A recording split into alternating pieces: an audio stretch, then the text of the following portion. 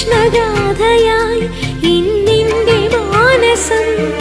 നിന്റെ പാദരേണു ചൂടി ധന്യയായി ഞാൻ യമുനാ തടത്തിലും വൃന്ദാവനത്തിലും രസരാസലാസ്യമാടി വന്ന രാധയല്ലേ ഞാൻ, പ്രിയരാധയല്ലേ ഞാൻ. കണ്ടു ഞാൻ കണ്ണനെ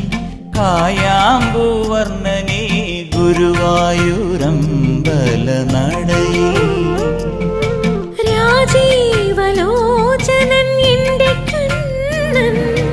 അമ്പാടി പൂനിലാവെന്റെ കണ്ണൻ